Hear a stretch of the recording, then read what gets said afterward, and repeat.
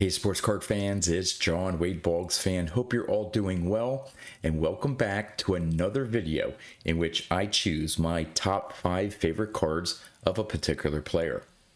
At the end of last week's video, I spun the wheel of names and it landed on Carlton Fisk. Now, as a catcher, Carlton Fisk has some great in-action shots on his cards. But to help me narrow down the selection that I had to choose from to pick my top 5 favorite, I went with his PSA Basic Topps Set Registry Checklist. It's 22 cards of his base Topps cards throughout his playing days, starting with his 1972 Topps rookie card all the way to his 1993 Topps card. Now, here's where I would love all of you to participate as well.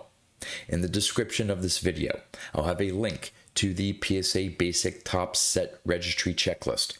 And from those 22 Topps cards, would love to know which are your top 5 favorite Carlton Fisk cards. And if you could number them 1 through 5, that'll help me compile the results for next week's video. And if there are some other Carlton Fisk cards that aren't among those 22 Topps cards that you really like, feel free to list them as well, and I will note them as honorable mentions in next week's video. Now, before I get to my top 5 favorite Carlton Fisk cards, last week's video was on Sandy Kofax. So I'm going to start off by going over the results of all of your comments from last week's video, letting me know which were your top 5 favorite Sandy Kofax cards. Then I'll get into my top 5 favorite Carlton Fisk cards. I'll show some of his cards that I have in my collection, and then we'll wrap things up by spinning the wheel of names again to see which player will be featured in next week's video. So let's get right to it. Okay, for last week's video on Sandy Kofax, you had 13 cards to choose from his PSA Basic Set Registry Checklist. It was his 1955 through 66 Topps cards and his 1963 Fleer card. Now, there were 17 of you who replied in the comments letting me know which were your favorite Sandy Kofax cards. So thank you to all of you who took the time to reply in the comments. So of the top 5 cards out of the 13 selected, there was a 3-way tie for first place with his 1955 Topps, 56 Topps, and 63 Topps cards, all getting 11 selections. And then there was a tie for second place with his 1959 Topps and 1965 Topps getting 9 selections each. And of all his 13 cards, every single card got at least 1 selection. Now, there were several honorable mentions that you also provided.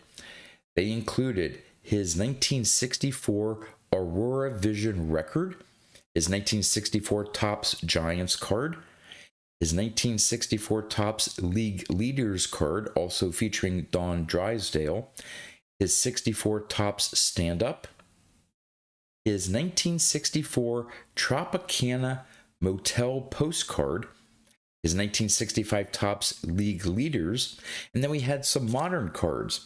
We had his Topps Project 2020 Ben Baller card at the top there, and then his Topps Project 2020 Andrew Thiel card, and finally his 2024 Bowman Chrome autograph card. All right, out of the top 5 selected cards, how did you rank those in terms of 1 through 5? Well, at number 5, you had his 1963 Topps card.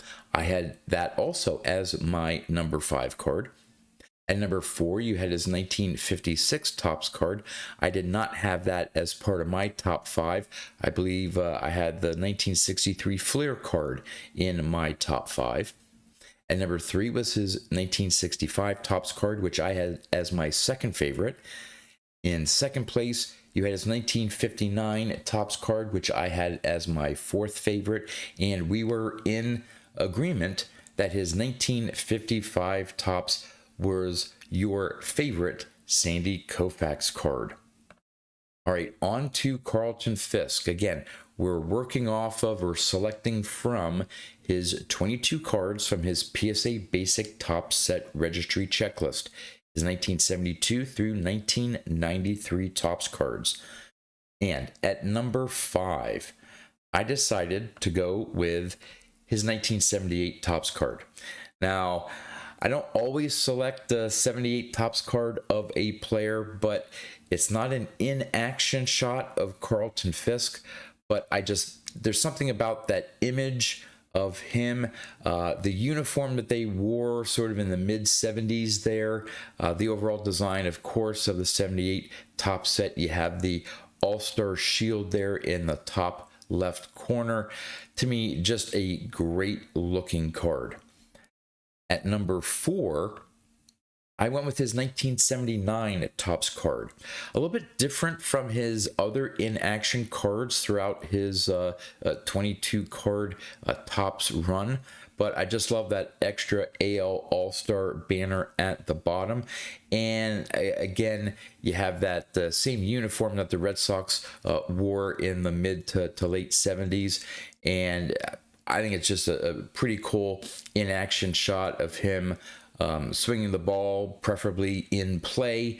Not sure if it's a hit or not, but also in the background there, you can see that he's playing against the Yankees. At number 3, I went with his 1991 Topps card. Great in-action shot there. You can also see Cecil Fielder coming in into home, and I can just imagine that collision or potential collision at the plate. Back in 1991, they didn't have the rules where you couldn't block home plate, so I can only imagine how that play ended with Cecil Fielder coming in and probably trying to knock the ball away from Carlton Fisk at home plate. So it's a great in-action shot. Love the horizontal image that they used for his card as well. At number 2, I went with his 1974 Topps card, another horizontal design, another in-action shot. I can't quite tell whether that's against the Yankees as well. I'm not sure if that says New York with that one player there in the dugout, but regardless, it's again another potential play at the plate where he's waiting for the ball, probably trying to block the plate and tag the runner out. So I think it's just a great in-action shot of Carlton Fisk. And at number 1, I went with probably, at least as in my opinion, his favorite in-action shot, his 1977 Topps card, again against the Yankees. Not sure if this was done on purpose by Topps or the photographer that Topps used, but there was a somewhat familiar pattern with Fisk going against the Yankees in some of his images there. But again, another play at the plate. You can see him focused on that the ball coming in, getting ready to place the tag on the runner. Not sure if he's safe or out, but again, just a great in-action shot of Carlton Fisk. All right, on to the Carlton Fisk cards that I have in my collection. For my Carlton Fisk cards, I nearly have his entire vintage run up through 1980. I am missing one card though, but we'll start off with his 72 Topps rookie card. Also featuring Cecil Cooper, more known for playing with the Milwaukee Brewers. Here's the back.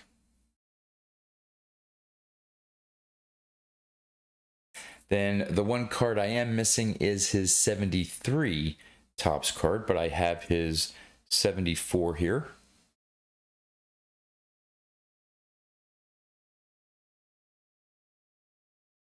And the back of that one.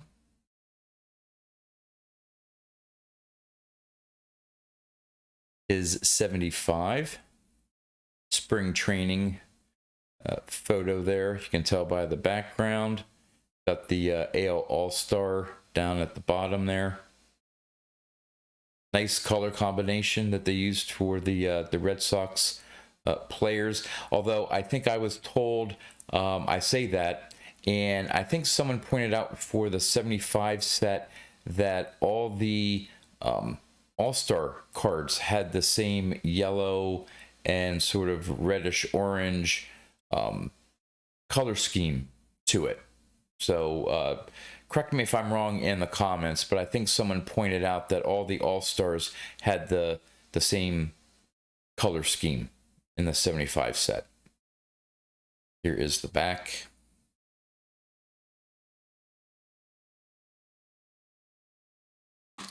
Then here's his 76.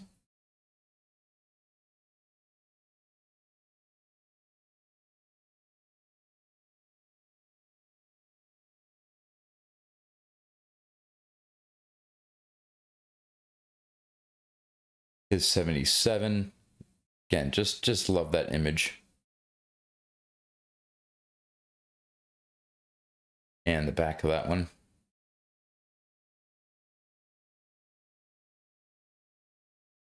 Hit 417 in the 75 AL playoffs and had 2 homers in the 75 World Series. Of course, the famous home run there as well in that series. Game 6 in the 12th inning. Then here's his 78.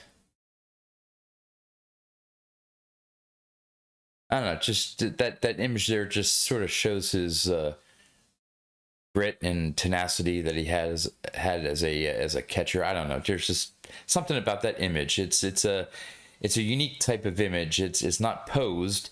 It's sort of like a candid shot of during an at bat or batting practice or something. So, and then there's the back.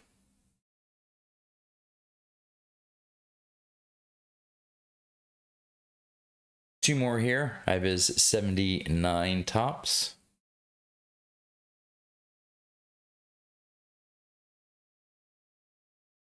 And here's the back of that one. Again, talking about the 12th inning homer in the 75 World Series.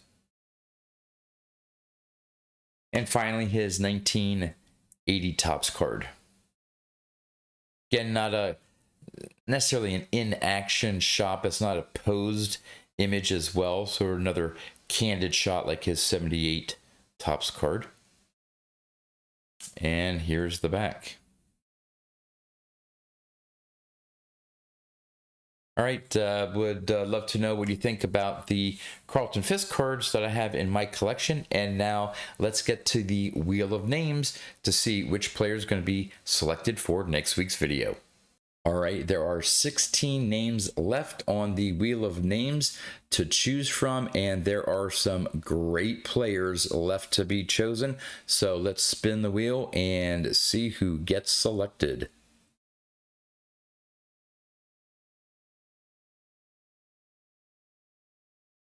And it's going to be his teammate, Carl Yastrzemski. All right, now I had the complete Carl Yastrzemski run. So this is going to be pretty hard to determine my top 5 favorite. Although there are a few cards in his run that Topps used essentially the same image for. So even though he has a long playing days run of cards, in terms of different images, it's not going to be as many, but still going to be great for me to try to come up with my top 5 favorite Carl Yastrzemski cards. So as a final reminder, in the comments, let me know which are your top 5 favorite Carlton Fisk cards. And with that, that's all I have for you. So until next time, thanks for watching.